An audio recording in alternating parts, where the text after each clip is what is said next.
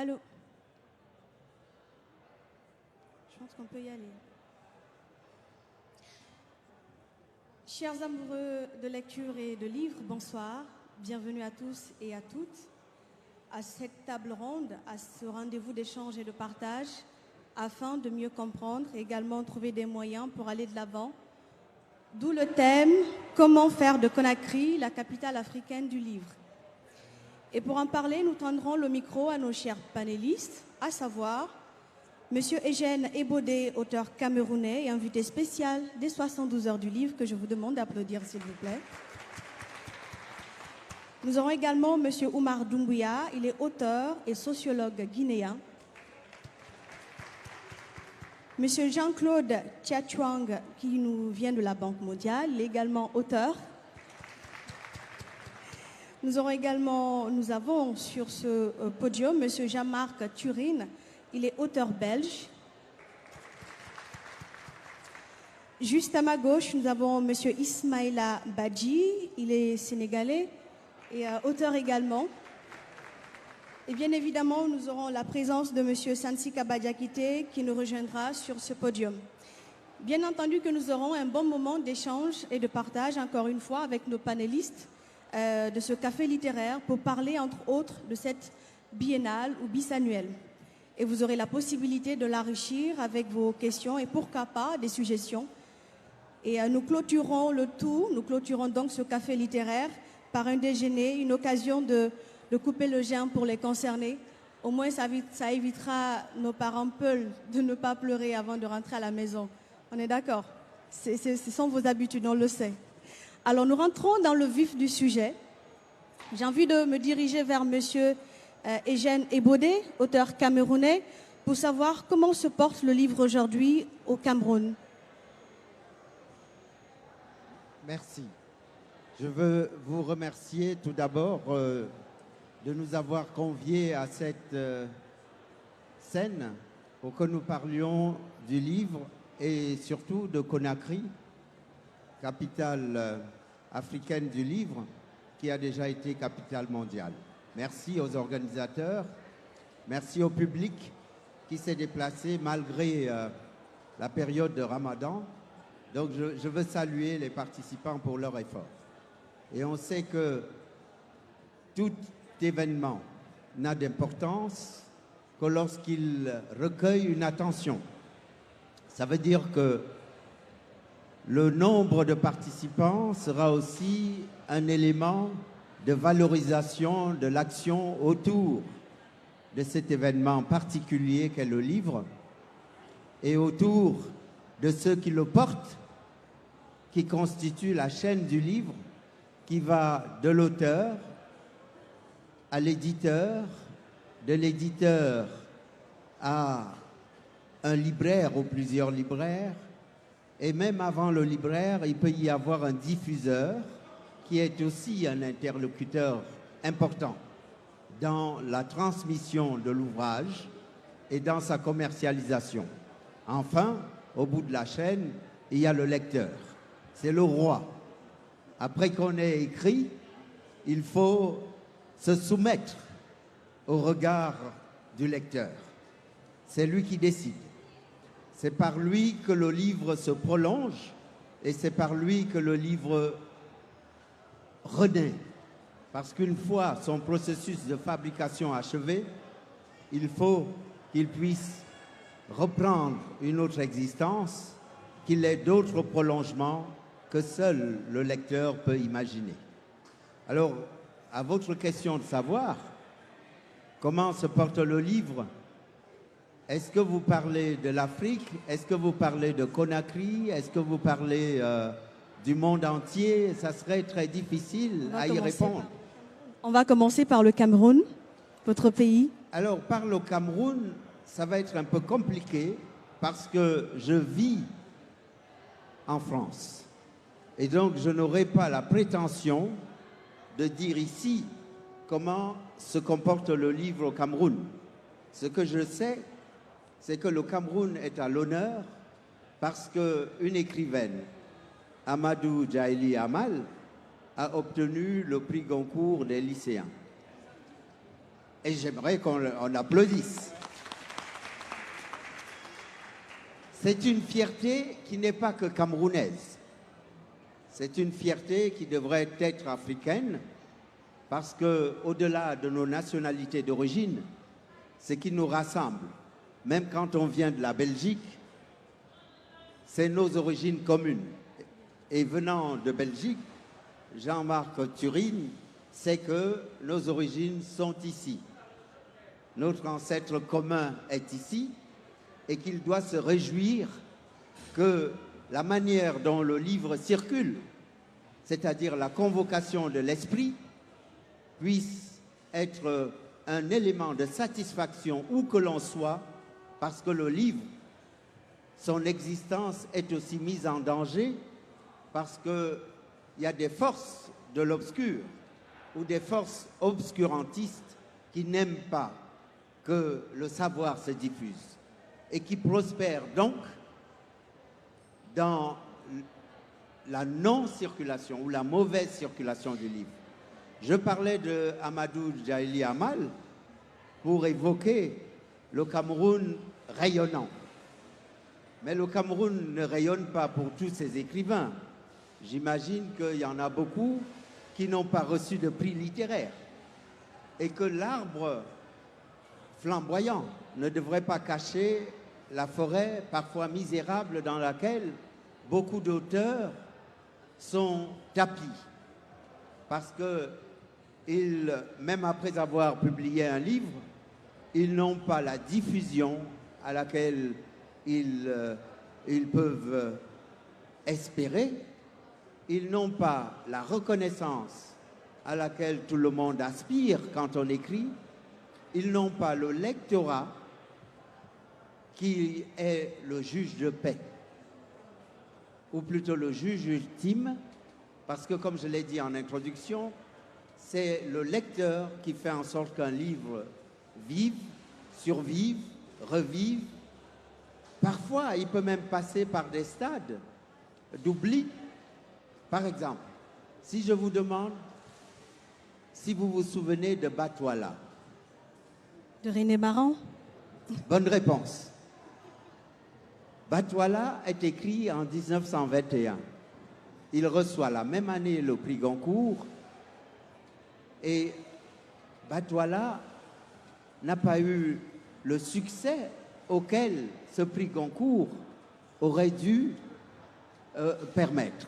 Parce que René Maran est tombé presque dans l'oubli, presque dans la misère, parce qu'après le Goncourt, son livre a été l'objet de multiples polémiques. Mais ici, en parlant de 1921, je veux rendre hommage à quelqu'un qui, il y a un siècle, a été un précurseur de la littérature, et il a écrit à partir de la Centrafrique, qui aujourd'hui se porte très mal. La Centrafrique est à côté du Cameroun. Donc, permettez-moi de passer du Cameroun à la Centrafrique. Et cette Centrafrique est aussi le pays qui a hébergé le tournage d'un film, le film d'un autre prix Goncourt qui n'était pas africain, qui était Romain Gary. Et Romain Gary a eu le prix Goncourt pour Les Racines du ciel. Et il se trouve que c'est en Centrafrique qu'il a tourné le film extrait, ou en tout cas tiré de son œuvre. Donc, du Cameroun à la Centrafrique, je pourrais aller encore dans le voisinage de ce pays qu'est le Cameroun et parler du Tchad, parler de N'Djamena, parler du lac Tchad lui-même, qui est un pays, on ne le sait pas, enfin, le lac Tchad, la région du Logone, on ne le sait pas assez. C'est la région d'où vient le plus grand poète russe qui s'appelle Alexandre Pouchkine. Et Alexandre Pouchkine, son aïeul noir, dont il a célébré les louanges dans un livre qui s'appelle Eugène, ne voyez pas là une manière de me présenter moi-même, Eugène Onegin est un roman en vers de Pouchkine. Et dans ce roman en vers, il chante les louanges de son aïeul noir et il convoque dans ce livre la mémoire de l'Afrique. Et il dit « Mes contes seront les paroles sages de l'aïeul, le rendez-vous des jeunes gens près du ruisseau, près du tilleul. » Et cette convocation des esprits, des aïeux, cette convocation de la parole qui circule et de l'art oratoire est un souvenir qu'il avait de son aïeul noir. Et je trouve que par Pouchkine, on revisite le pays dont vous m'avez fait l'honneur de commencer cette prise de parole. Mais Merci. Je veux finir en disant que le livre va bien, parfois va mal, mais quand il va bien, ça va. Merci beaucoup, Monsieur Eugène. Je rappelle qu'il est l'invité d'honneur des 72 heures du livre. Évidemment, nous allons passer la parole à Monsieur Jean-Marc Turine. Est-ce que c'est le même cas du côté de la Belgique? Comment se porte le livre en Belgique? D'abord, merci de m'avoir invité. Modestement, j'ai accepté d'aller à l'improbable et à l'imprévu, c'est-à-dire de venir à Conakry avec un cœur comme ça ouvert à tout ce que je rencontre, à tout ce que je vois. Les bras grands ouverts vers la poésie qui est partout, selon moi, dans l'âme de ce continent que je connais très mal, l'Afrique. Mais il y a un terme qui caractérise l'Afrique, et j'en parle parce que en Europe, il y a un peuple qui est taxé du même nom, qui s'appelle le mot nègre. Le mot nègre, pour moi, c'est ce qui est un des mots qui caractérise le mieux, et là, dans une immense poésie, le peuple africain ou les peuples africains. Et je parle de ça parce qu'en Europe, en Belgique et ailleurs, mais principalement dans ce qui a été l'Europe de l'Est, il y a un autre peuple qui s'appelle les Tziganes, et un poète tzigane, un Serbe, a écrit un poème qui s'appelle « Nègres blancs ». Les Tziganes ou les Roms sont des nègres blancs. Et je parle de ça par rapport à ce que vient de dire Eugène concernant Pouchkine. D'une part, Pouchkine rappelle la négritude de cet aïeul, et en Europe, il y a toujours ce mépris, non seulement pour les Africains qui tenteraient de venir, mais principalement par rapport à ce peuple qui est un peuple de l'oralité et qui s'appelle le peuple tzigane. Ça fait un certain nombre d'années que je travaille avec les Tziganes en Europe et j'ai fait des choses. J'ai écrit, j'ai fait des émissions radio sur eux. C'est pour découvrir cette beauté qu'est l'oralité et que certainement vous connaissez beaucoup mieux que moi, à savoir en partageant les parcours de ces peuples peuls nomades qui traversent les déserts et les régions. Alors en Belgique, paradoxalement peut-être, grâce au Covid, puisque plus personne ne pouvait bouger, mais les librairies qui étaient ouvertes, qui sont restées ouvertes, n'ont jamais été aussi pleines de lecteurs et d'acheteurs de livres. Donc comme si le mal qui était ce Covid était compensé par ce bonheur de la lecture que les gens retrouvent. Parce qu'à force de rester chez eux, tout le monde n'a pas une maison, tout le monde n'a pas un jardin avec sa maison. Il y a tous ceux qui sont dans des appartements. Et on s'ennuie très vite dans un appartement, soit faire regarder la télévision 24 heures sur 24, mais cela rend débile et imbécile et stupide. Et donc les gens se sont tournés, les enfants comme les adolescents comme les adultes, vers les livres. Alors, n'importe quel livre. Un livre, c'est un livre. Un livre, ça peut être une BD, ça peut être un livre pour enfants, ça peut être un roman, de la poésie, du théâtre. Ça peut être des mangas. Mais l'essentiel, c'est que cette existence de ces pages imprimées et qui sont un cadeau offert à l'homme par l'homme à ne pas détruire et pour que tout ne soit pas se retrouver sur Internet avec des lectures sur écran. Non seulement ça abîme les yeux, mais en second lieu, on n'a plus le plaisir tactile de la lecture. Je ne vais pas être long, mais je tiens surtout à remercier, oui, les organisateurs de ces journées de m'avoir invité parce qu'effectivement, Conakry comme capitale mondiale du livre et puis maintenant comme capitale africaine, j'aimerais que certaines personnes en Europe en prennent conscience et en mesurent l'influence, de même que les journées littéraires de Bamako, des choses dont on ne parle pas, en tout cas pas en Belgique, mais ni en France, je pense, ou très peu. Et c'est une erreur, mais c'est une erreur par la suffisance occidentale à l'égard de ce sous-développement dont on affuble toujours vos régions. Et le livre, vous l'avez, et vous êtes, vous les lecteurs, le dernier rempart face à justement ce que je dénonce, à savoir la lecture par Internet et des livres, les livres artificiels que l'on lit sur ses tablettes, sur son téléphone. Et voilà, je reste là sur ces remerciements et surtout en sachant que vous êtes là, les jeunes comme les moins jeunes, les enfants, à faire en sorte que ce problème de la lecture ne soit plus un problème, et que ce soit un plaisir partagé, une intelligence partagée, une révolte partagée, une liberté partagée. Voilà. Merci beaucoup, Monsieur Jean-Marc Turin. Je vous rappelle qu'il est auteur belge. Et nous nous tournons à présent vers Monsieur Ismaël Badji, qui nous vient du Sénégal. Est-ce que le contexte est différent dans votre pays? Le poids du livre. Que représente le livre aujourd'hui au Sénégal? Bonsoir à toutes et à tous. Bonsoir à mes co-panélistes.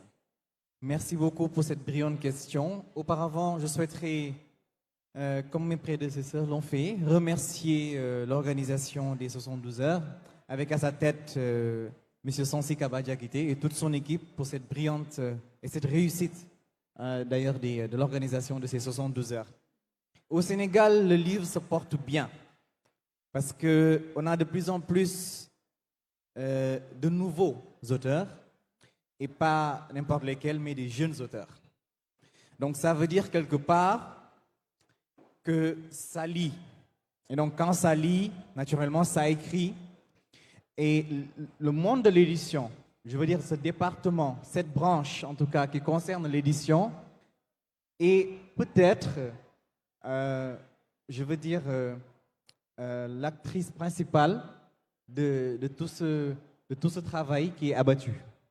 Mais toujours est-il qu'il y a encore des efforts à faire parce que le Sénégal, vous le savez, est le pays qui a eu le premier président poète, je veux citer Feu Léopold Sédar Senghor, qui est l'un des pères fondateurs de la francophonie.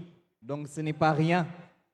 Et donc je pense que nous ne sommes pas du tout étonnés par les avancées qu'a eu le Sénégal, qu'ont eu en tout cas les auteurs sénégalais, tant sur le plan national qu'international. Mais je pense qu'il y a encore du travail à faire.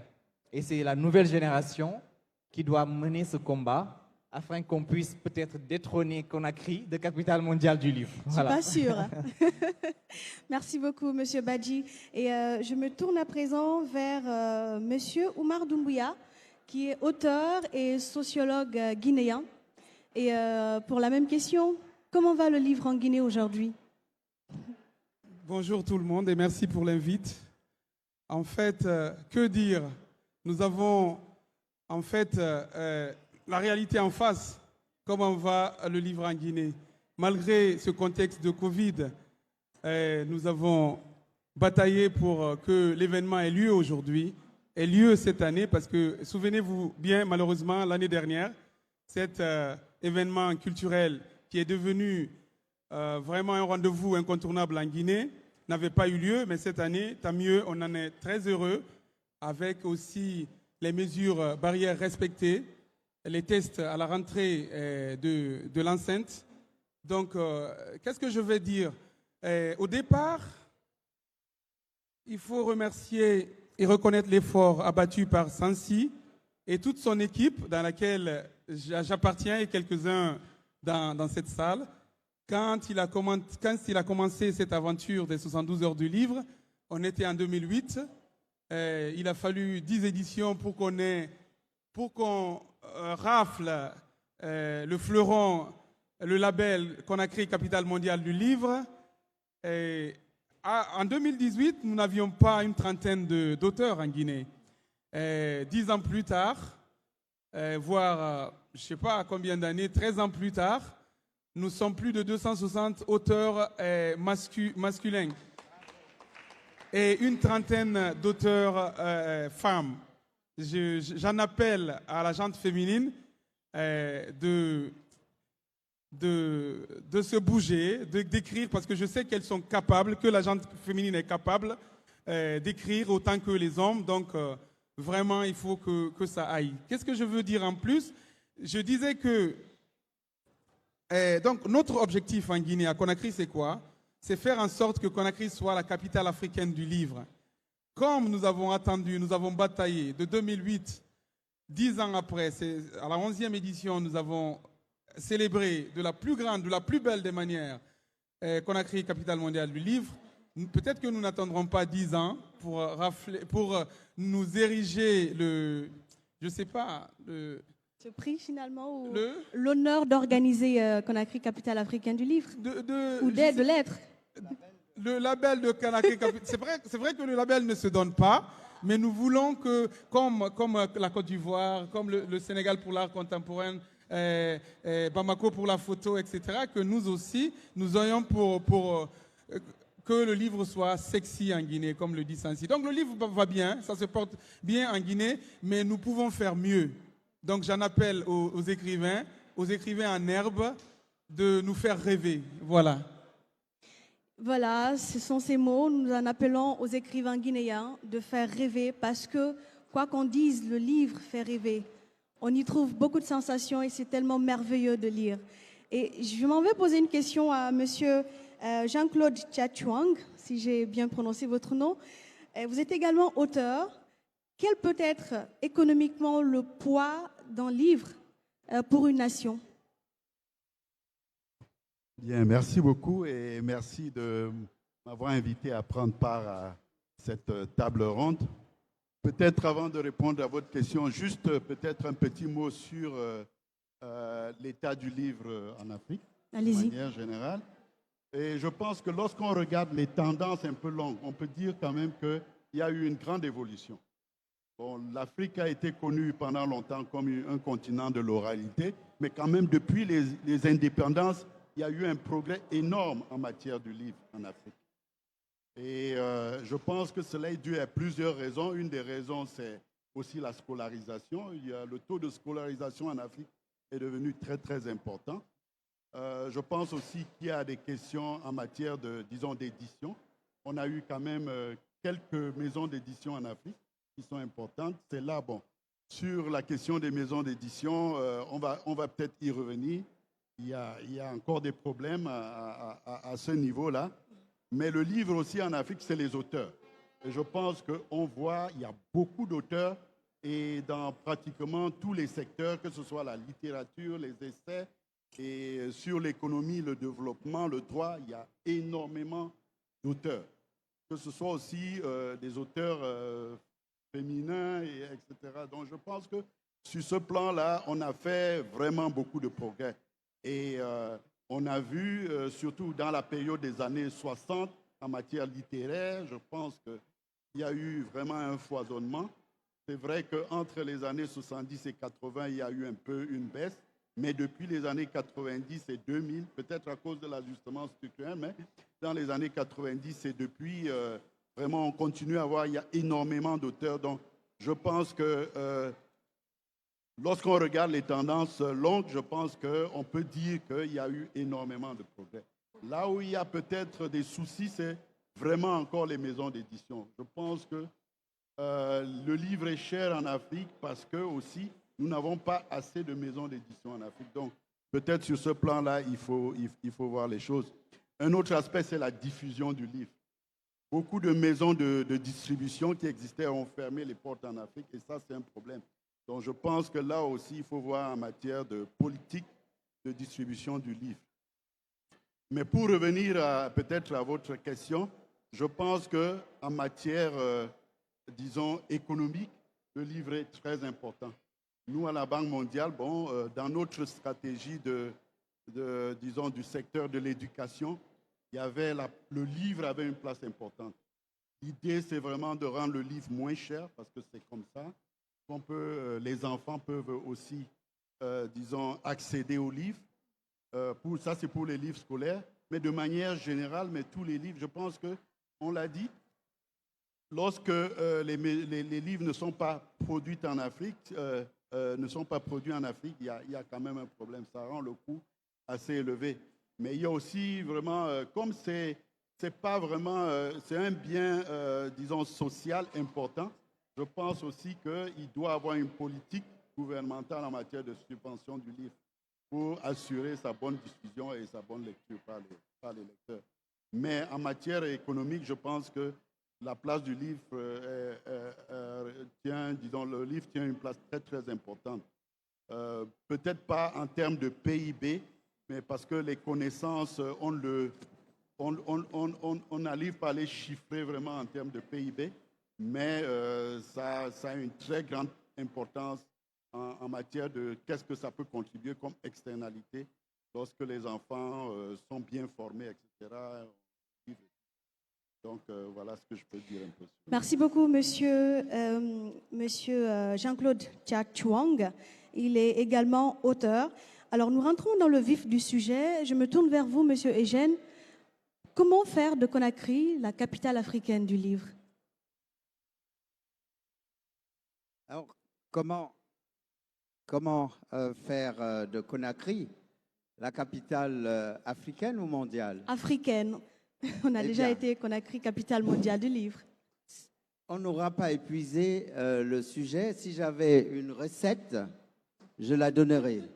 Mais je pense que un succès s'appuie sur une répétition d'édition, et que chaque édition puisse apporter une amélioration sur un point particulier. Il se trouve qu'on ne peut pas décréter de manière ex abrupto que tel ou tel est capital.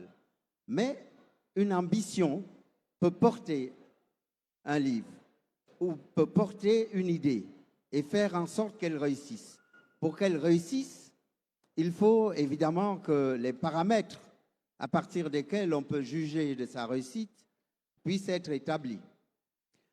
Les paramètres pour être la capitale africaine du livre partent d'abord d'une ambition, et que cette ambition soit portée par l'État, une ambition privée ou une ambition publique. Ici, l'expérience montre que c'est une ambition privée qui est partie d'une volonté d'un homme, Santi Kaba Diakité. Et cette volonté s'appuie aussi sur une longue histoire, l'histoire des précurseurs qui ont organisé la vie culturelle autour du livre et qui l'ont magnifié. Je citais hier Alioune Diop, j'ai cité Léopold Sédar Senghor, que tu as rappelé, cher ami. J'ai cité également d'autres lieux qui auraient pu symboliser une ambition culturelle.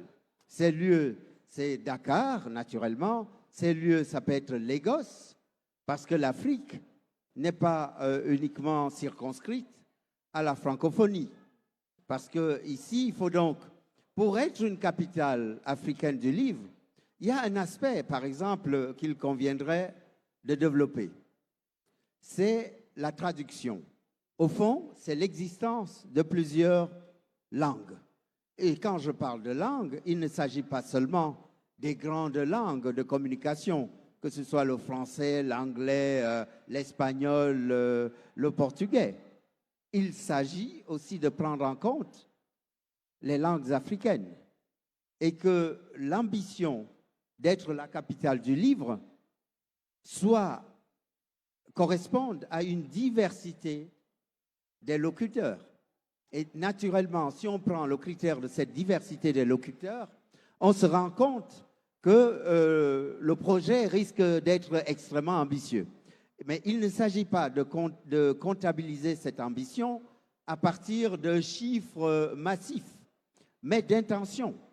Si on se dit que cette année, nous avons reçu des auteurs francophones, l'année prochaine, il conviendrait d'avoir à cette table des auteurs anglophones et ainsi de suite, et organiser des tables rondes peut-être de traducteurs pour développer aussi l'idée que si les auteurs ne sont pas présents, eh bien, leurs livres sont traduits. Et on a bien vu hier soir, nous avons été reçus chez l'ambassadeur d'Espagne.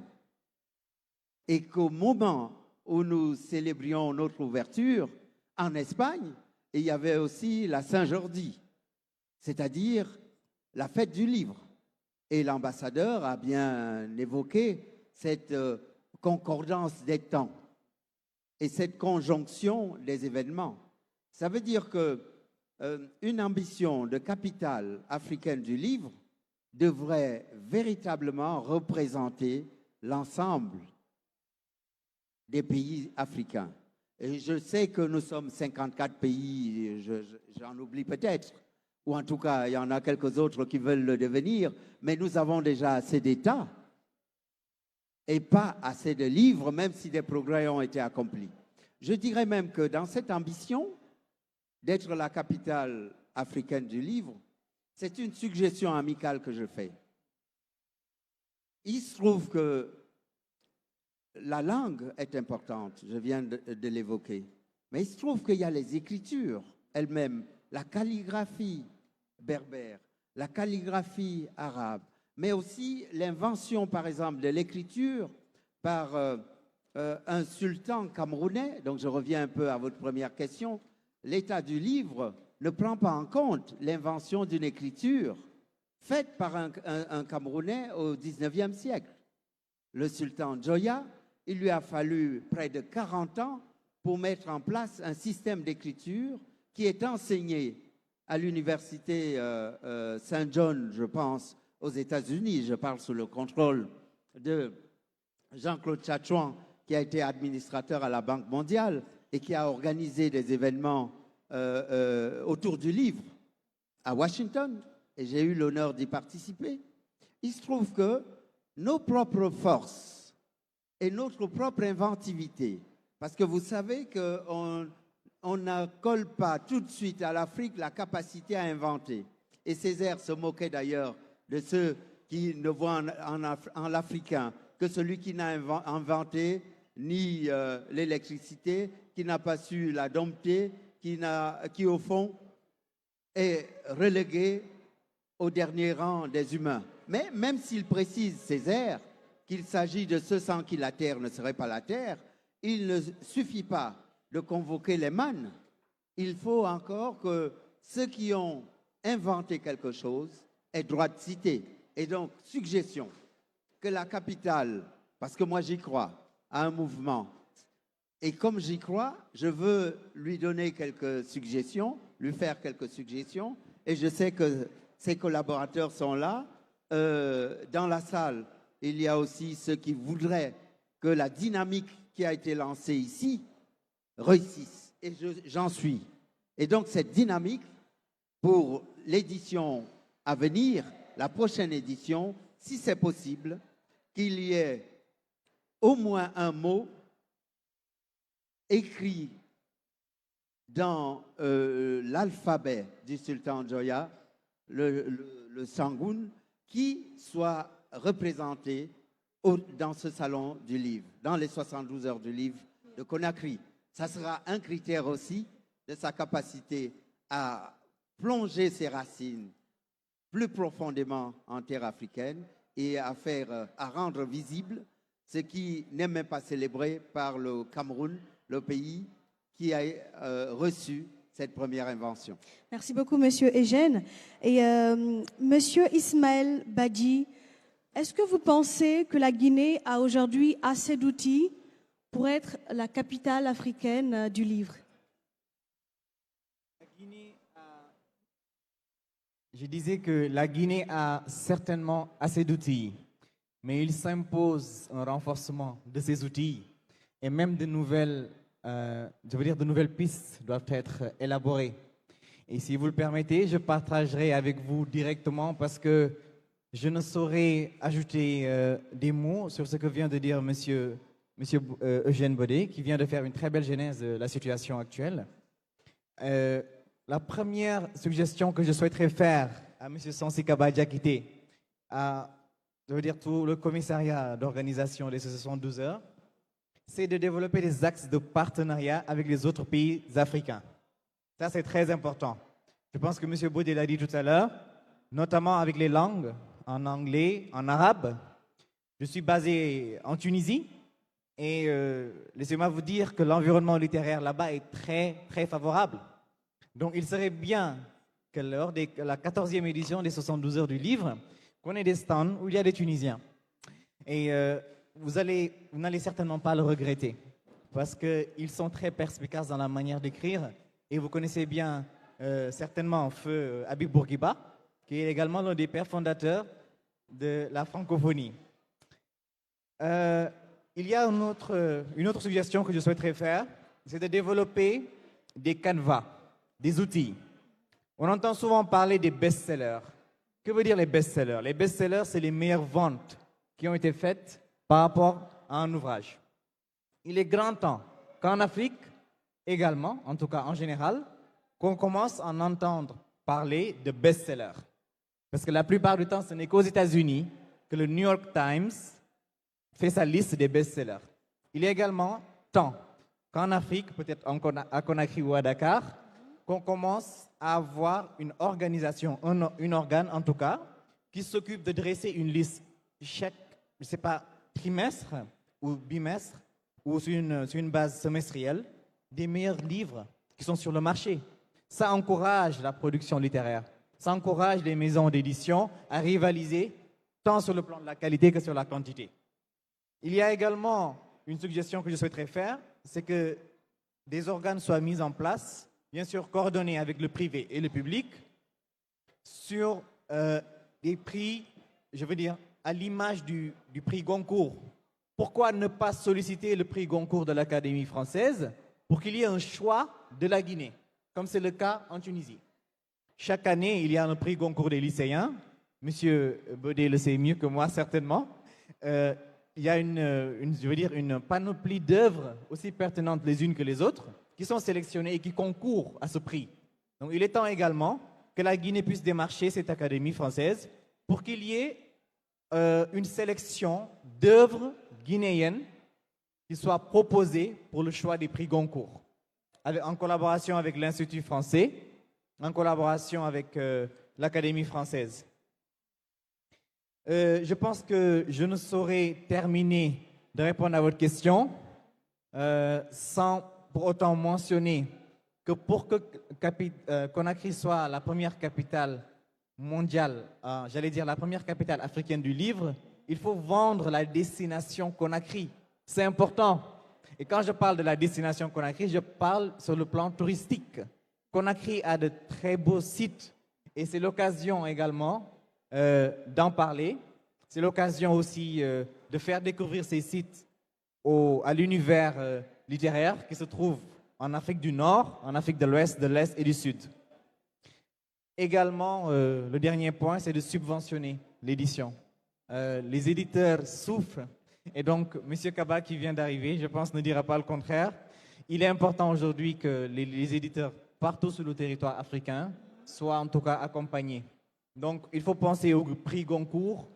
Choix de la Guinée, c'est important. Je pense que M. Kaba ne ménagera aucun effort pour essayer de rentrer en contact avec l'Académie française pour que la Guinée, puisqu'elle est capitale mondiale du livre, ait un choix Guinée, prix Goncourt, comme la Tunisie et certainement le Maroc. Oui. Et tant de recommandations, j'espère que vous transmettrez fidèlement. Je pense que M. Eugène veut renchérir.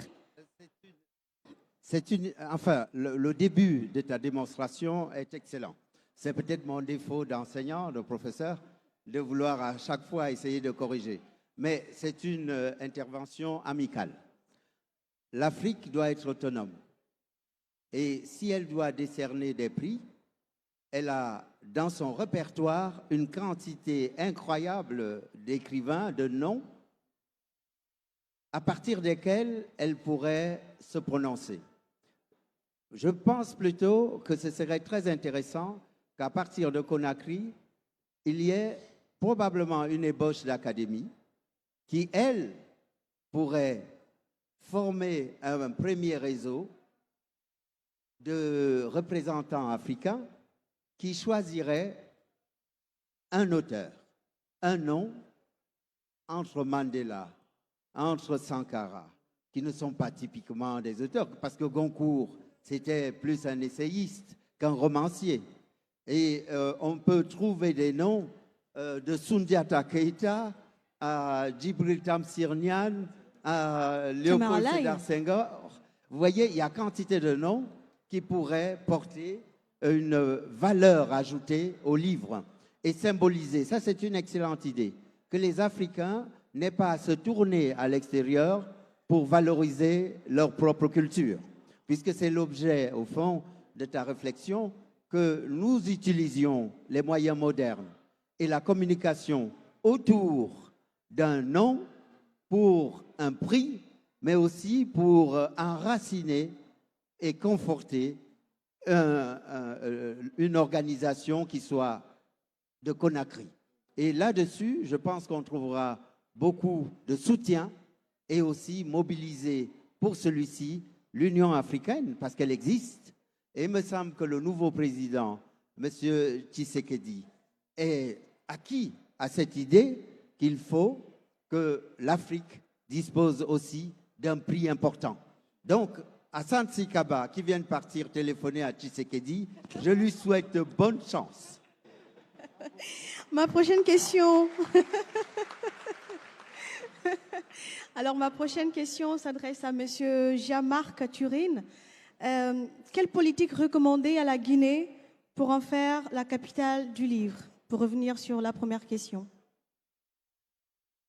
Oui.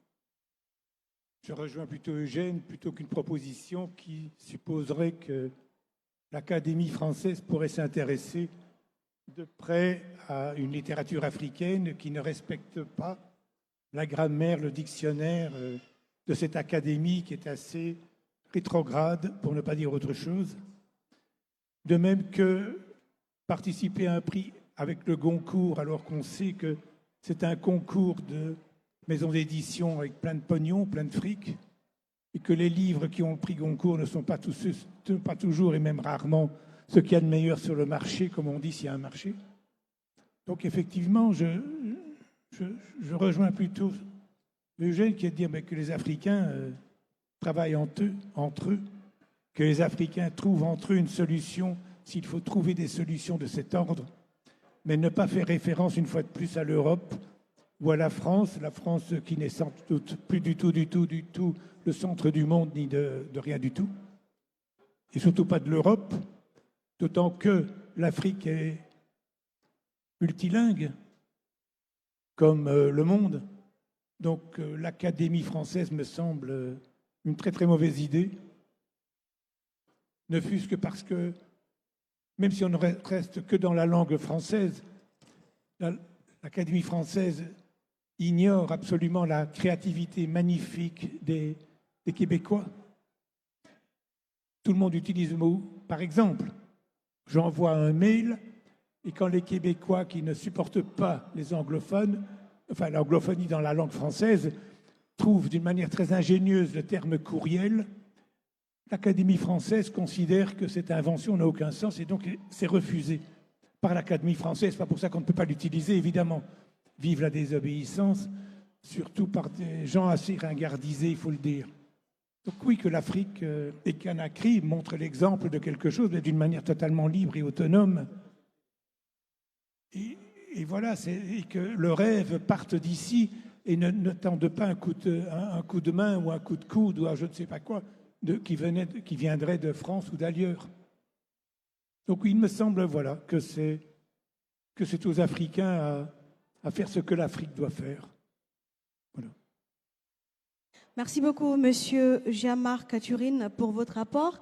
Alors, Monsieur Oumar, que doit être l'apport du département de la culture pour que réellement Conakry soit la capitale africaine du livre, quel que soit l'apport, pour que ça fonctionne en tout cas? D'accord, mais malheureusement, je ne suis pas un travailleur du ministère de la Culture et du Patrimoine historique, mais je vais faire des suggestions tout de même. Hein. Mais avant, j'aimerais bien comme rebondir sur quelques propositions qui ont eu lieu bien avant. Monsieur Eugène Ebodé a parlé du sultan Joya et son alphabet, son système d'écriture. Et ça m'intéresse beaucoup. Et même chez nous en Guinée, nous faisons un effort dans ce sens. Nous avons des alphabets dont les représentants sont dans des stands dehors. Par exemple, l'alphabet Nko. Nous avons aussi, l'alphabet Nko n'est pas spécifiquement pour les Malinké, mais ça a été créé par un Malinké. Mais ça peut écrire d'autres langues de Guinée, qui a été créé par Solomon Kanté. Et l'alphabet Nko se trouve s'enseigne dans les universités américaines. Et se trouve déjà dans les ordinateurs.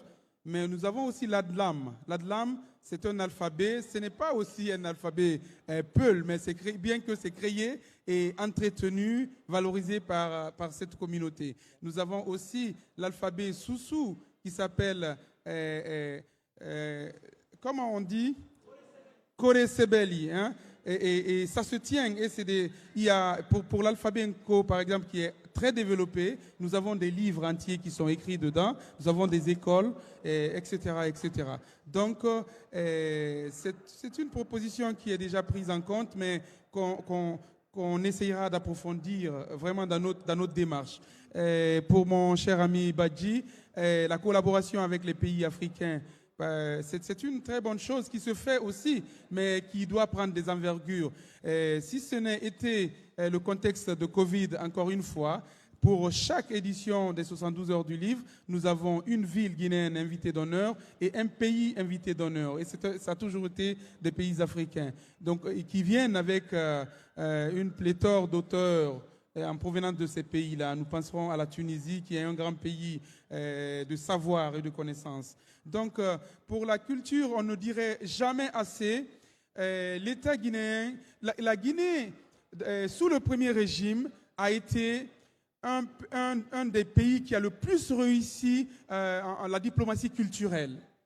Il est arrivé un moment où c'était en fait les artistes guinéens qui contribuaient à payer les fonctionnaires guinéens. Parce qu'ils sortaient, ils allaient sur des scènes internationales et nous ramenaient de la devise. Vous voyez? Et donc, c'est très dommage que ça n'a pas...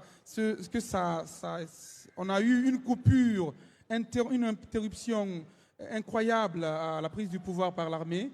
Et je crois qu'on n'a pas encore réussi à reprendre là où ça s'était arrêté. Mais je crois que le ministère de la Culture et du Patrimoine historique gagnerait sincèrement à mettre en avant ce pan de notre développement. Parce que la Guinée a de la ressource aussi bien dans tous les domaines culturels, mais plus particulièrement le livre. Et donc, toutes les bonnes idées sont bienvenues et ça tombe bien, ça tombe dans de bonnes oreilles parce que j'ai eu l'honneur par Sansi Kaba d'être nommé rapporteur général de tout ce qui se passera du 23, 24 et 25. Et je prendrai vraiment en compte toutes ces initiatives-là qui sont bienvenues. Merci beaucoup, Monsieur Oumar. Et la prochaine question s'adresse à Monsieur Jean-Claude. On dit souvent qu'une chose doit nous mener à une autre. Une chose doit être un tremplin pour une autre. Organiser, être capitale africaine du livre, ça ne doit pas être anodin, c'est forcément pour aboutir à une chose. Qu'est-ce que la Guinée a gagné en étant la capitale africaine du livre?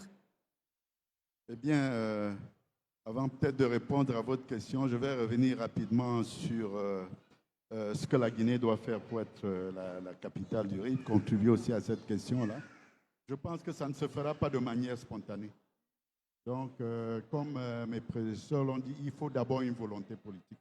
Ça, c'est quelque chose de très, très important. Il faut aussi une stratégie. Ah, il faut une stratégie et il faut des moyens. Donc, on a des exemples. On a vu, par exemple, au Burkina, c'est maintenant un peu la... Dans le micro, s'il vous plaît. Oui, on a vu le Burkina, qui est maintenant la capitale du cinéma africain.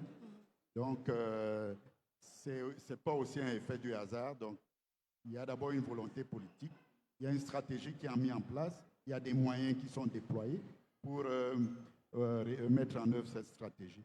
Et comme aussi les collègues l'ont dit, à ça, il faut aussi vraiment qu'on développe un prix du livre. Ça peut être un prix littéraire, ça peut être un prix... Bon, et je pense qu'on peut l'appeler, je ne sais pas, Chinua Achebe, Soyinka ou n'importe quoi, mais on peut trouver même des Africains qui peuvent sponsoriser ce prix. Je crois que ça, ce n'est pas compliqué à faire. On peut approcher, il y a beaucoup d'Africains sur le continent qu'on pourrait approcher et qui seraient vraiment très volontiers, n'est-ce pas, de donner leur nom ou des moyens pour qu'il y ait ce prix-là. Donc, l'idée, comme vous avez dit, ce n'est pas juste de faire la Guinée la capitale du livre pour la capitale du livre, parce que ça va donner aussi un rayonnement au pays. Je pense aussi que c'est un des collègues qui a parlé de la destination Conakry, hein, pour le tourisme, donc ça peut aussi apporter, n'est-ce pas, une contribution sur le plan économique. Et le rayonnement de la Guinée à travers le livre peut aider beaucoup, n'est-ce pas, dans le développement du pays. Donc, je pense vraiment que on est déjà sur la bonne voie avec ces 72 heures du livre. Il faut continuer, il faut aussi à chaque fois faire une évaluation, voir ce qui a marché, ce qui n'a pas marché, comment corriger, qu'est-ce qu'il faut faire. On a évoqué tout à l'heure, si on veut vraiment que ce soit une capitale du livre africain, il ne faut pas aussi se limiter à l'aspect francophone. Il faut aller au-delà de ça. Donc, ça, c'est des aspects qu'il faut voir et comment on peut apporter, disons, améliorer pour apporter du plus, disons, dans les prochaines éditions. Donc, voilà à peu près ce que je voulais dire. Merci. Bien. Alors, je vais en profiter pour poser une question à M. Sansikaba Diakité, qui est délégué donc, de Conakry, capitale des 72 heures du livre. Monsieur Sansikaba, Conakry, capitale africaine du livre, est-ce plus pour le lecteur ou plus pour l'écrivain? Je peux me mettre là, hein? Oui, bien sûr. Allez-y. Bonsoir à toutes et à tous. Je n'ai pas voulu venir au début parce que je voulais avoir des regards extérieurs sur ce projet de biennale. Et puisqu'on a des gens dans la salle qui vont faire les rapports pour qu'on puisse vraiment écouter d'autres sons. Je pense que c'est important pour la vie d'un projet. Mais ce dont on discute ce soir, nous avons fait une étude de faisabilité complète avec la francophonie, avec l'UNESCO. On a une étude complète que je viens de donner à la régie qui tient compte de beaucoup de choses. Sur entrée, on discutait des prix. On discutait des prix et si la régie peut montrer, je voudrais sincèrement vous présenter au niveau de l'étude de faisabilité qu'est-ce que nous prévoyons. Mais je vais répondre à votre question, hein, si vous acceptez. Allez-y. Nous avons fait le constat.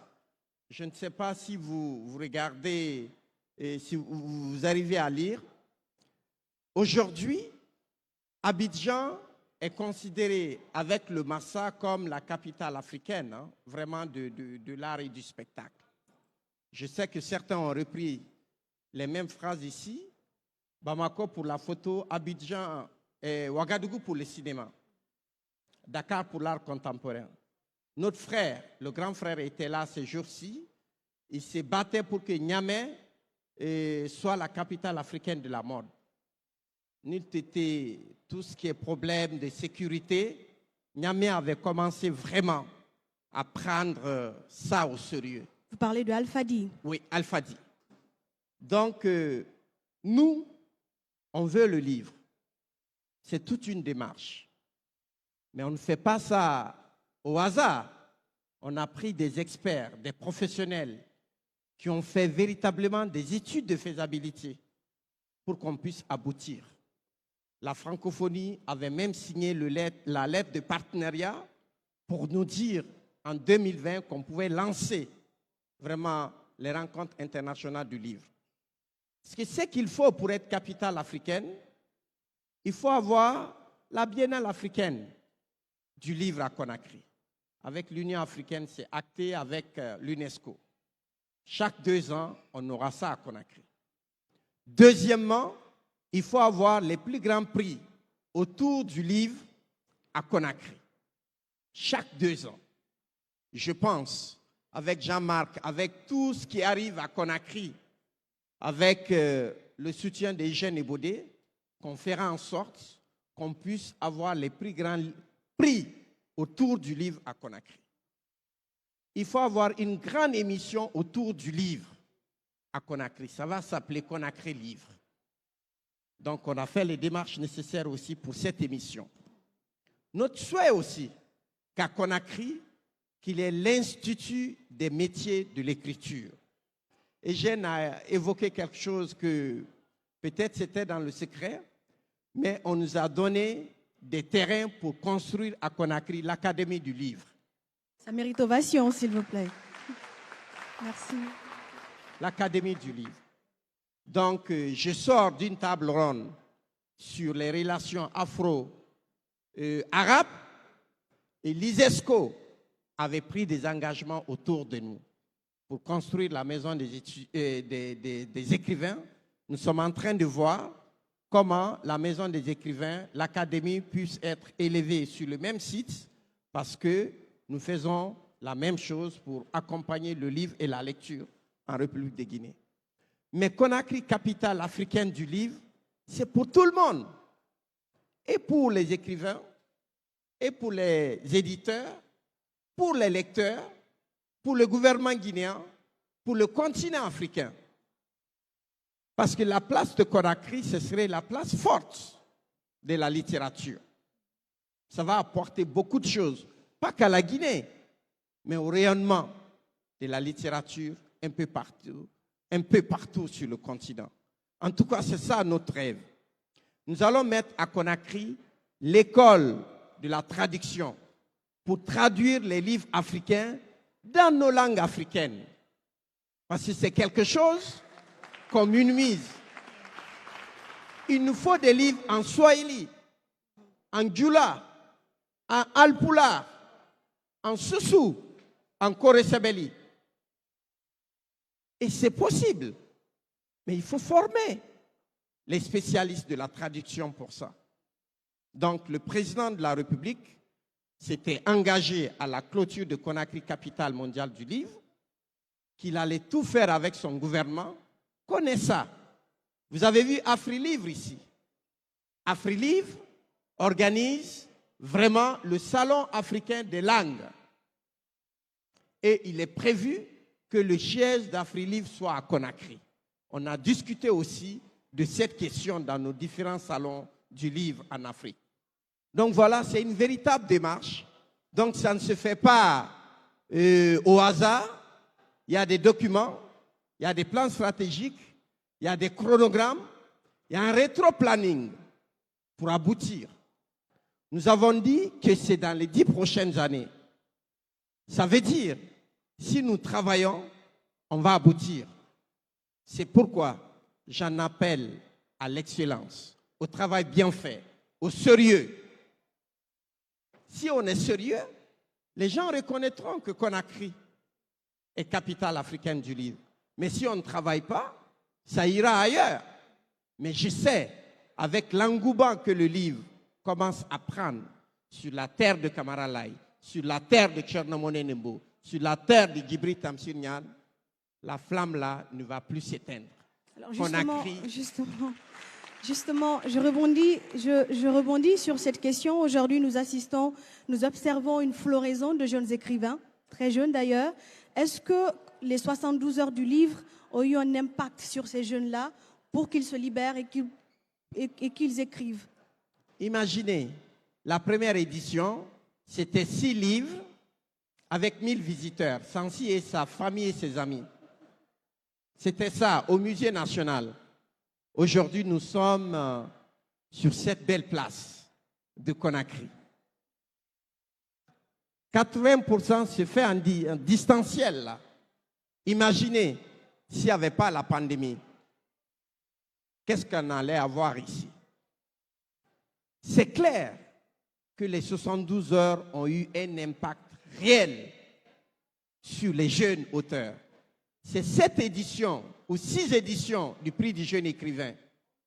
La plupart de tous ceux qui écrivent aujourd'hui sont passés par le concours du prix du jeune écrivain. Le fondateur des éditions Innov Guinée est passé par là. Et beaucoup qui ont écrit, qui sont aujourd'hui dans son écurie, sont passés par là. Ça veut dire qu'il y a un impact. Il fait une dizaine ou une trentaine de présentations du livre aux 72 heures. Il y a même une fille de 17 ans aujourd'hui qui a présenté un ouvrage à l'hôtel Kaloum. C'est clair. Ce n'est pas sans impact ça. Et ça change la vie de nombreux enfants qui font des allers-retours. Moi, je suis heureux. Mais tout ça parce que des jeunes bénévoles s'engagent avec nous. Je voudrais très sincèrement féliciter et encourager l'ensemble des bénévoles. C'est ces bénévoles-là qui entourent l'équipe des éditions L'Harmattan. Je voudrais très sincèrement les féliciter et l'ensemble des médias. Merci beaucoup, Monsieur Sansi Kaba Diakité. Tout ça est bien beau, il y a eu vraiment de l'avancée, il y a eu des avancées. Et en Guinée comme ailleurs, il y a plus d'intérêt pour Internet que pour la lecture, malheureusement. Ça existe toujours. Comment inverser cette tendance? Ben écoutez, je pense que nous sommes dans l'ère de l'Internet. Moi, je suis né à Cancan. Je suis resté jusqu'au bac. C'est le bac, l'Institut Polytechnique qui m'a fait venir à Conakry. On n'utilisait pas Internet en ce moment, mais on était vraiment à l'aise. On avait accès aux livres, aux bibliothèques. Mais aujourd'hui, on ne peut pas interdire Internet aux gamins, aux enfants. C'est leur temps. Mais je voudrais vous dire que les maisons d'édition ont anticipé ça. Tous les livres papier aujourd'hui sont des livres électroniques aussi. Nous, 95% des ouvrages de l'Harmattan depuis 1975 sont aujourd'hui des livres numériques qui sont disponibles. On peut, à travers son smartphone, à travers son ordinateur, vraiment travailler, lire, continuer. Et Internet, c'est la plus belle bibliothèque du monde. Il ne faut pas qu'on soit contre Internet. Le livre papier et le livre numérique se complètent. Moi, je commence des lectures à travers mon téléphone que je termine par le livre papier et inversement. On doit pouvoir expliquer aux gamins qu'on a du temps pour Internet, pour s'amuser, pour faire autre chose, mais lorsqu'on doit travailler, faire de la recherche, répondre à des questions, faire un devoir, il faut travailler de façon sérieuse. Vous laissez la partie amusement sur Internet, vous allez sur vos ouvrages, vous allez sur des recherches pour travailler, pour montrer, pour donner un travail de qualité.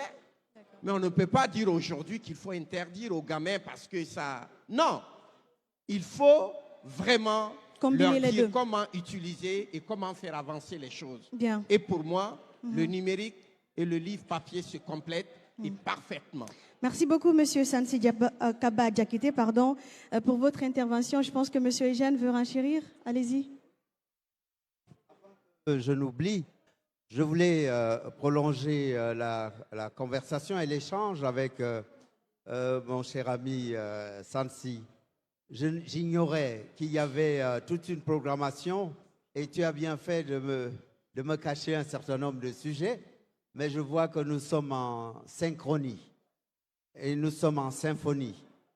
Et pour prolonger cette symphonie, parce que nous sommes autant aussi des suggestions, je voudrais dire aux jeunes qui sont plus nombreux et qui témoignent véritablement que la force vitale est de leur côté, mais qu'il n'y ait pas de fracture générationnelle. Parce que vous évoquiez une fracture numérique, probablement, dans votre question, ou des précautions à prendre avec le numérique. C'est le temps de la haute technologie, et notamment les technologies de l'information. Il faut vivre avec.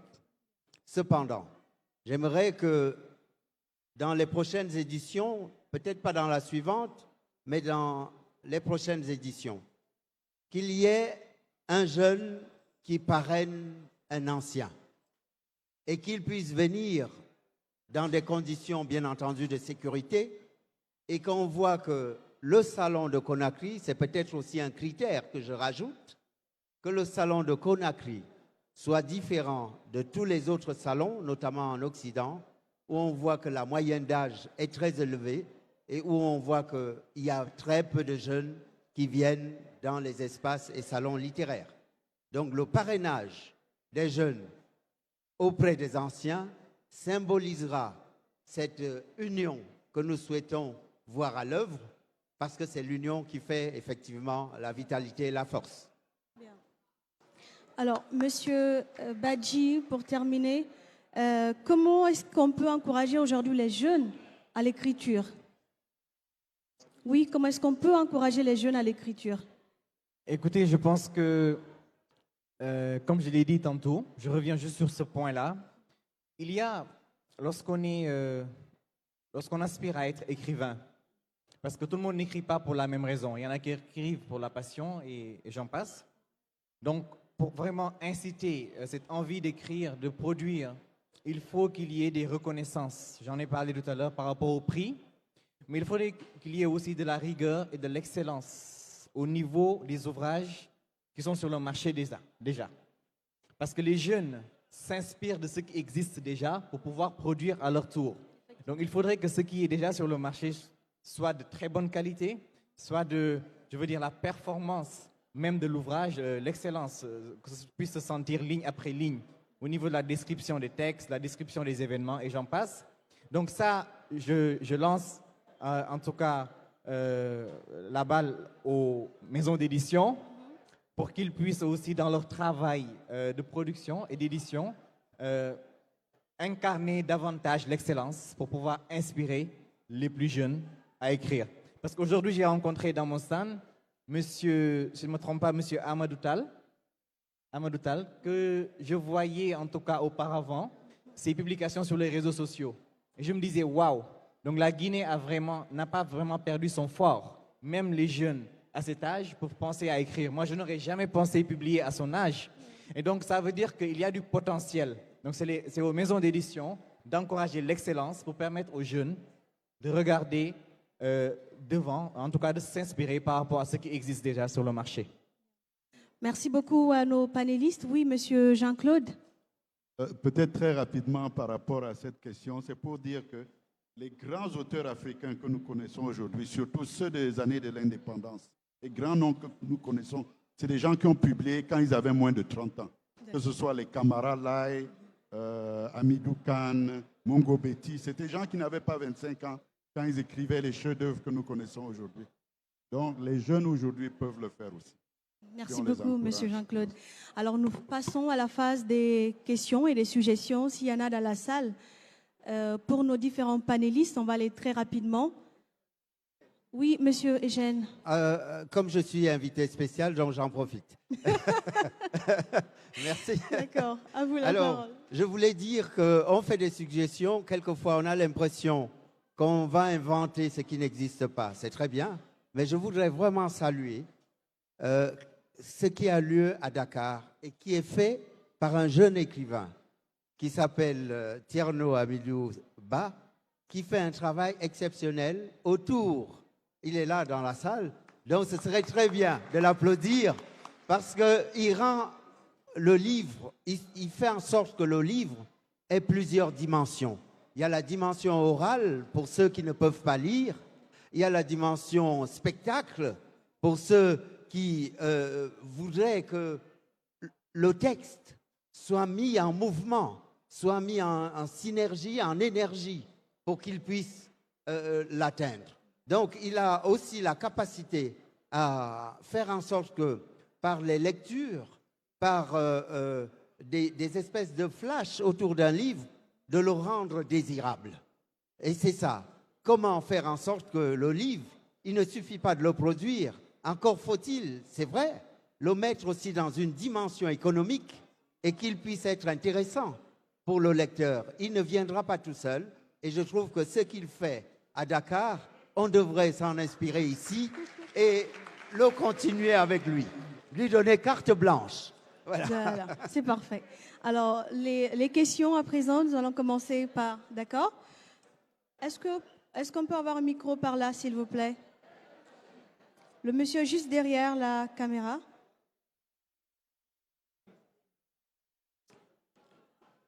Voilà. On lui remet son micro. Veuillez vous lever, s'il vous plaît. Ma question, au fait, elle était pour M. Sansi. Allez-y, allez-y. Comment faire de Conakry la capitale africaine du livre? Moi, personnellement, je trouve qu'il est très beau de faire de Conakry la capitale africaine du livre. Mais, sachant qu'on ne peut faire de Conakry la capitale africaine du livre sans l'implication active de la jeunesse de Conakry, voire de la Guinée, alors, comment faire pour susciter une envie de lecture chez la plupart des jeunes, connaissant les conditions financières, et sans que cette jeunesse ne passe par la duplication illégale des ouvrages, qui est un mauvais assassin pour les originaux?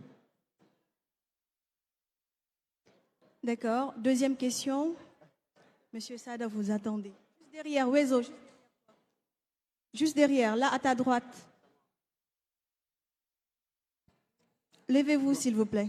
Ok, bonsoir. Moi, c'est Seydou Diallo. Moi, ma question, il s'agit de savoir à quel rapport la Guinée peut réellement tirer avec sur la Tunisie dans le programme de Conakry sur la capitale africaine du livre. Je pense que c'est pour vous, Monsieur Badji. On va répondre à ces deux premières questions avant de continuer. Monsieur Sansi Kaba, pour la première question. Oui, comment faire de Conakry la capitale africaine du livre? Il faut une biennale. Chaque 2 ans, Okay. Un salon africain du livre ici. Comme le FESPACO pour le cinéma, Dakar Arts pour l'art contemporain à Dakar, le Massa à Abidjan, les rencontres photographiques de Bamako pour la photographie. C'est ça. Donc il faut une C'est ce biennale. qu'on appelle la Biennale africaine du livre. Bien, parfait. Et la prochaine édition, parce qu'on a voulu faire en 2020, on n'a pas pu, ce serait en 2022. Donc voilà la première des choses. Deuxièmement, il est jeune, mais j'ai dit que chacun de nous doit jouer sa partition. Le gouvernement doit jouer sa partition, mais les jeunes aussi doivent jouer leur partition. C'est le travail qui fera que Conakry sera capitale africaine du livre. Parfait. Les Burkinabés l'ont fait, les Maliens, les Ivoiriens, les Congolais, les Sénégalais. Pourquoi pas les Guinéens? Il faut qu'on soit sérieux, qu'on travaille pour que chaque 2 ans, qu'on ait la Biennale africaine du livre en Guinée. Parfait. Je pense que vous avez votre réponse. On va aller, on n'a plus assez de temps. La deuxième question est pour Monsieur Badji. Oui, je souhaiterais juste répéter la question pour être sûr que j'ai bien compris. Quel est le rapport que la Tunisie pourrait apporter par rapport à Conakry, capitale africaine du livre? C'est ça? Oui. Parfait. Alors, je vais articuler ma réponse sous 2 angles. Le premier angle, c'est un angle économique. J'allais dire que lorsque nous invitons, les maisons d'édition tunisiennes ainsi que les écrivains tunisiens, lorsqu'ils descendent à Conakry, la plupart, peut-être qu'ils sont invités, donc il n'y a pas de billet d'avion, mais lorsqu'ils descendent à Conakry, même s'il y avait des billets d'avion, c'est eux qui les payent, leurs hôtels, leur transport à l'intérieur, sans compter le pécule qu'ils injectent au niveau des commerçants, au niveau des vendeurs dans les marchés, tous les objets d'art qu'ils achètent, tous les sites touristiques qu'ils visitent ici même à Conakry et aussi en haute banlieue et j'en passe. Donc sur le plan économique déjà, c'est toujours bien de développer des axes de partenariat avec d'autres pays. Sur le plan culturel, c'est le deuxième angle, la Tunisie est un pays où la littérature, en tout cas, je veux dire, nourrit son homme. C'est un pays où la littérature est, je veux dire, très développée. Le monde littéraire a sa place au cœur des décisions économiques. Donc c'est important aujourd'hui d'essayer de s'approcher d'eux, parce que vous voyez bien qu'il y a le Festival cinématographique de Carthage. La plupart et même au Festival de Cannes récemment, il y a eu des prix qui ont été attribués à des maisons de production tunisiennes. Et la plupart des films qui sont joués sont tirés des ouvrages littéraires. Donc vous voyez, c'est toute une chaîne. Et donc il ne faut pas faire l'erreur d'exclure une partie de l'art. Vous le disiez tout à l'heure, que ce soit à Dakar, Bamako. Les arts se complètent. Et donc il est aujourd'hui important de prendre en compte les axes de partenariat, comme je le disais tantôt, même si ce n'est pas la Tunisie, le Maroc et d'autres pays, en tout cas d'Afrique du Nord et même d'Afrique du Sud, pour essayer de joindre l'utile à l'agréable, que ce soit sur le plan économique ou culturel. Bien, parfait. Merci beaucoup. Nous continuons avec les questions. Oui, Monsieur Sadatal. Wezo, qui va le passer le micro? Levez-vous, s'il vous plaît. Alors, bonjour. Moi, j'ai plutôt une inquiétude. Élevez la voix, s'il vous plaît. Moi, j'ai plutôt une inquiétude. Conakry, capitale africaine du livre, c'est bien beau. On peut le faire, mais mon inquiétude se trouve au niveau du concept industrie du livre. Donc, ma question va plutôt aller vers là-bas.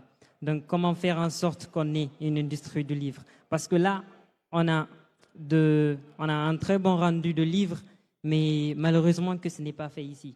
C'est imprimé à Dakar, il faut imprimer à Dakar, il faut envoyer ici. Et ce qui fait que le livre, il coûte cher. Et quand il coûte cher, beaucoup de personnes n'ont pas accès au livre. Et ça fait un problème. Et quand on n'a pas accès au livre, ça fait que les jeunes, les vraies cibles n'ont pas accès au livre.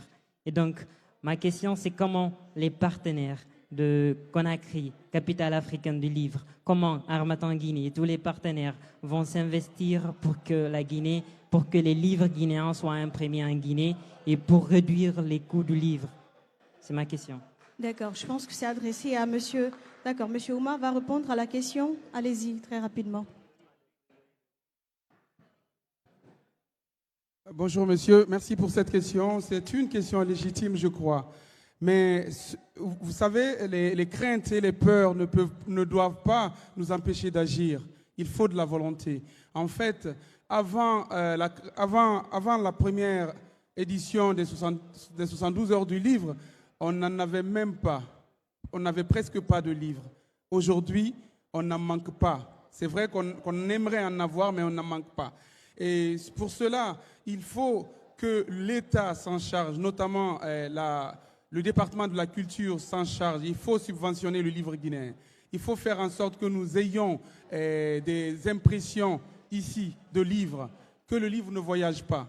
Est-ce que vous comprenez? Mais il faut savoir que de plus en plus, le livre est appelé à se démocratiser, comme beaucoup de nos appareils. Un ordinateur portable, au début, coûtait très cher, énormément cher. Et aujourd'hui, de plus en plus, même nous, Africains, nous avons maintenant la possibilité de nous acheter des ordinateurs portables. Je ne parle pas d'iPad, hein, comment ça s'appelle? D'Apple. Mais on peut. Donc, de plus en plus, le livre, son prix baissera. Les actions concourront à cela. Mais pour un début, c'est difficile. Et je crois que d'ici quelques années, on se dira, on respirera un peu. Et tous les Guinéens, comme nous voulons, et tous les Africains auront un accès correct au livre. Voilà, c'est ce que je voulais dire. Voilà, on est pris vraiment par le temps, mais d'accord, je vais accorder la prochaine question à la demoiselle, juste au fond. Juste la dernière question.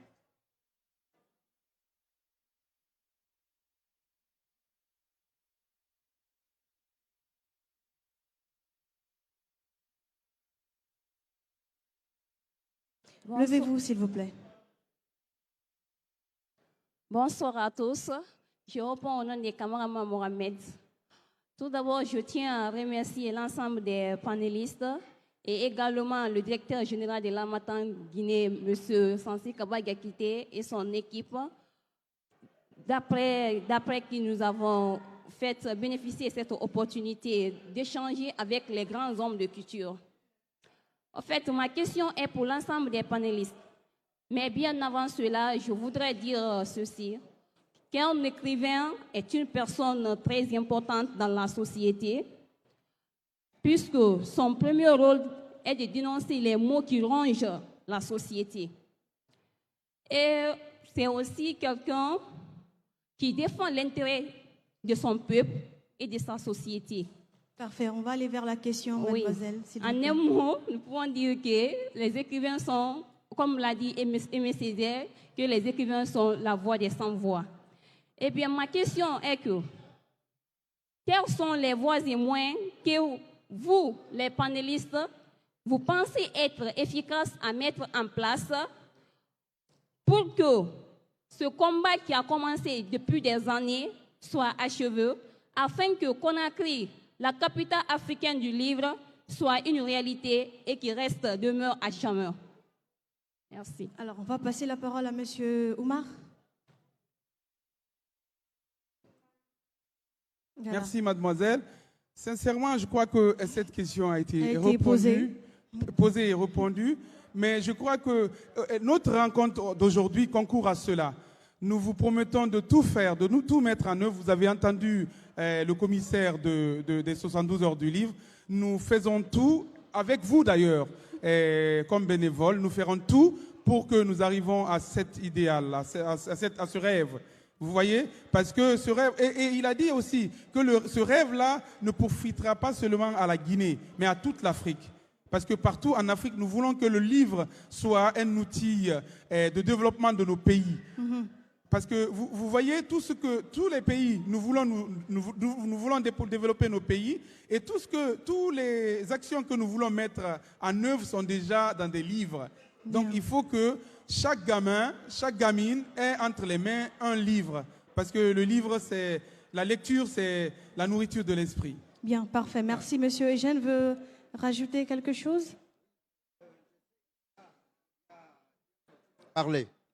D'accord. Monsieur Tierno, rapidement. Bonjour à tous. Donc moi, je m'appelle Tierno Amidou, ils l'ont dit tout à l'heure, je suis auteur. J'ai entendu déjà, merci aux panélistes pour les propositions qui ont été faites. Moi, je viens de Dakar.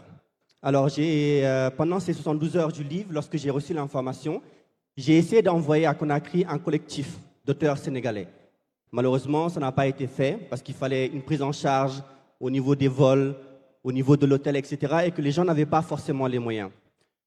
Pour ma part, j'ai pris mon argent, j'ai payé mon billet d'avion, j'allais me prendre en charge, payer mon hôtel, pas forcément parce que j'ai beaucoup d'argent, mais parce que je crois à une vision. Ou plutôt, je dirais, ce n'est pas parce qu'il est là, devant moi, je crois à un homme. Et cet homme, c'est Sansi Kaba. Je l'ai vu ici. Je ne dis pas ça parce qu'il est ici, je l'ai vu ici. Je l'ai vu à Dakar. Effectivement, il est bien de tout le temps soulever des problématiques, chercher à se questionner. Mais je pense qu'il est temps d'agir.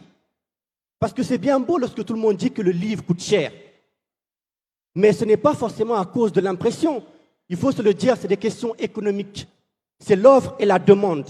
Moi, quand je vois des jeunes Guinéens dépenser de l'argent en boîte de nuit, quand je vois des jeunes Guinéens dépenser dans les habits, dans le greffage, etc., et que je vois qu'un livre coûte uniquement 110 000 francs, je ne suis pas d'accord de dire que le livre coûte cher. Nous devons changer nos habitudes de consommation. Et voilà pourquoi il disait qu'il est aussi temps pour la jeunesse de se réveiller et d'agir. On doit prendre les choses en main. Merci beaucoup. On doit accepter de réorienter notre consommation et se tourner vers le livre. Parce que je pense que si on veut faire de Conakry capitale du livre, c'est une question de synergie. Merci. Et dans cette synergie, il y a les éditeurs, il y a effectivement l'impression et toute la chaîne du livre, mais il y a aussi nous, les consommateurs du livre, les lecteurs, et c'est aussi la jeunesse de jouer cette partition. Merci beaucoup. Merci beaucoup pour votre partition. Et on va clore ce panel. Je vais passer la parole, s'il vous plaît, Monsieur Eugène. On est pris par le temps. Je vais passer la parole à Monsieur Jean-Marc qui ne veut pas. Alors Jean-Claude va prendre, Monsieur Jean-Claude, pardon, va prendre la parole pour clore notre panel. Donc, vraiment, juste pour dire que ça, c'est un grand rêve, faire de Conakry la capitale du Rive. Mais c'est un rêve auquel nous croyons. Et je pense qu'au vu de ce qu'on a entendu, qu'on a vu ici à Conakry, je pense que c'est quelque chose qui est réalisable et qui est à la portée du pays. Il y a des exemples qu'on a cités tout à l'heure. Il y a des pays qui avaient peut-être moins de moyens que la Guinée et qui ont pu réaliser quelque chose de similaire. Donc je pense que c'est quelque chose de faisable. Mm-hmm. Mais un dernier mot pour dire vraiment que, comme on a dit, on ne fait pas disons de Conakry la capitale du livre, juste pour être la capitale du livre. Mm-hmm. Parce que la diffusion des connaissances à travers le livre, c'est quelque chose d'important. Et je crois qu'il y a un prix Nobel d'économie qui a consacré justement des travaux sur ce qu'on appelle le capital humain. Et je pense que c'est ça la plus grande richesse. Mm-hmm. La plus grande richesse d'un pays, ce n'est pas seulement les ressources naturelles, mais c'est le capital humain.